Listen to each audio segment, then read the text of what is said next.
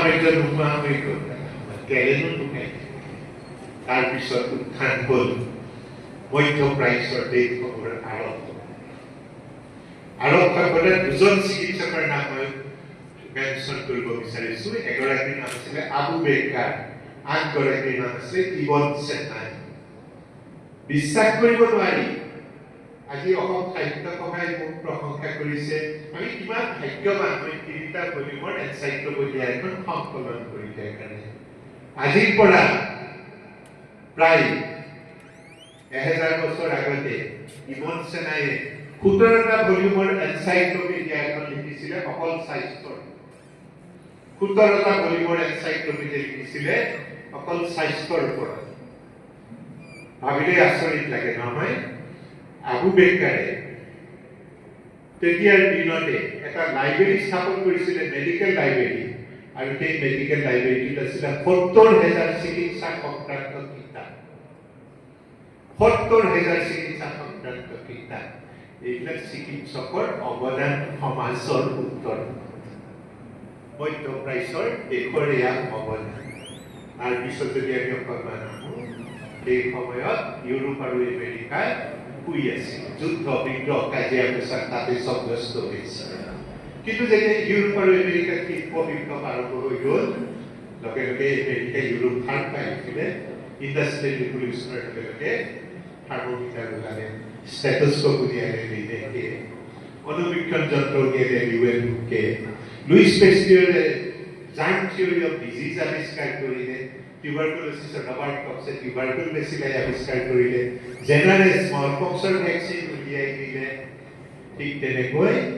1865 চনত প্ৰথম এক্সৰে মেচিনটো সাজি উলিয়ালে ৰঞ্জনে যাৰ কাৰণে তেওঁ 1901 চনত নোবেল বঁটাৰে বিভূষিত কৰা হৈছিল তাৰ আগলৈকে এইবিলাক নাছিল 1901 চনৰ আগলৈকে আৰু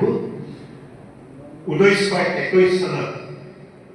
এগাছ মনিজ বোলা পৰ্তুগালৰ এজন নিউৰলজিষ্টে এনজিঅগ্ৰাফি মেচিনটো প্ৰথম সাজি উলিয়াইছিলে 1921 চনত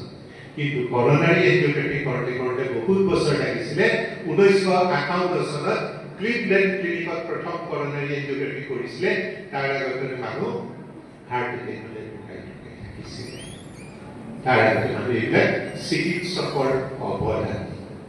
তাৰপিছত 1970 চনত ওলাই আহিলে CT scan machine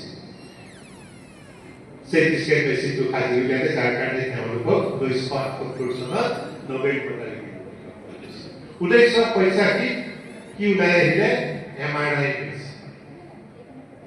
machine professor লোথাৰ বায়াৰক তাৰ কাৰণে নোবেল বঁটা দিয়া হৈছিলে 2000 চনত স্বীকৃতি ইমান সোনকালে নাহে সময় লাগে মানুহক ধৈৰ্য লাগে আমি যাৰ নামত আজি ৰাষ্ট্ৰীয় চিকিৎসক দিৱস পালন কৰিছোঁ সেই বিধান চন্দ্ৰ ৰয়ে তেখেতে গোস্বামী নামে কৈছে যে তেওঁ এমআৰচিপি আৰু এফআৰচিপি একেলগে পাছ কৰিছিলে তেওঁ চিট পাবৰ কাৰণে 17 বাৰ ট্ৰাই কৰিব লগা হৈছিলে 17 বাৰ তেওঁৰ এপ্লিকেশ্যন ৰিজেক্ট কৰিছিলে তেওঁক এডমিশ্যন দিয়া নাছিলে কিন্তু তেওঁ ধৈৰ্য হেৰুওৱা নাছিলে তেওঁ পৰীক্ষাটোৰ কাৰণে পঢ়োতে ইমানেই পঢ়িলে যে সমাহতে 2টা পৰীক্ষা দি এমআৰচিপি আৰু এফআৰচিপি লৈ পেলাই ভাৰতবৰ্ষলৈ ঘূৰি আহিলে যোগ্য ব্যক্তিৰ নামত ৰাষ্ট্ৰীয় চিকিৎসা দিৱস পালন কৰা হয় কিয় ধৈৰ্য হ'ল চিকিৎসকৰ আন এটা গুণ বিপদৰ মাজতো সংকটৰ মাজতো he should remain calm and quiet he should be a source of inspiration for others এয়া হ'ল চিকিৎসকৰ ভূমিকা সেইখিনি আমি দেখিবলৈ পাওঁ বিধান চন্দ্ৰ ৰায়ৰ লগতে তেওঁই ফৰ্ম কৰিছিলে ইণ্ডিয়ান মেডিকেল কাউন্সিল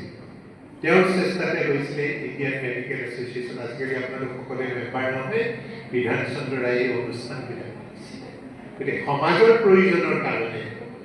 বা চিকিৎসকসকলৰ প্ৰয়োজনৰ কাৰণে তেওঁ নিৰ্লিপ্ত ভূমিকা পালন কৰা নাছিলে কি হৈছে ছ'চিয়েলি কনচিয়াছমেণ্ট তেনেকুৱা এজন মানুহ আমাৰ ডক্টৰ ভুৱনেশ্বৰ ৰয় আছে তেওঁ অসম কংগ্ৰেছৰ সভাপতি আছিল কিন্তু চিকিৎসক হিচাপেও তেওঁ অতুলনীয় আছিল নহয় উজান বজাৰ বোলে তেওঁৰ ক্লিনিকখন আছিলে তাত মাইক্ৰস্কোপ এটা আছিলে এক্সৰে মেচিন এটা আছিলে আৰু ৰুটিন ব্লাড টেষ্ট কৰিব পৰা কেইটামান ব্যৱস্থা আছিলে কিন্তু অসমৰ তেওঁ সৰ্বকালৰ সৰ্বশ্ৰেষ্ঠ চিকিৎসক বুলি আমি সকলোৱে স্বীকৃতি দিওঁ নহয়। গতিকে ডাক্তৰ এজন যন্ত্ৰ পাতিৰে ডাঙৰ নহয়, ডাক্তৰ এজন ডাঙৰ হয় তেওঁৰ দৃষ্টিভংগীৰে, পেচেণ্টৰ প্ৰতি থকা তেওঁৰ এপ্ৰ'চেৰে, অনুকম্পাৰে। কিন্তু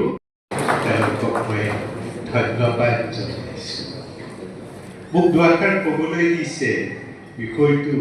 ৰাজখা ডাঙৰীয়াই নিৰ্বাচিত কৰি দিছে, কৈছে যে আপুনি ক'ব চিকিৎসকৰ ভূমিকা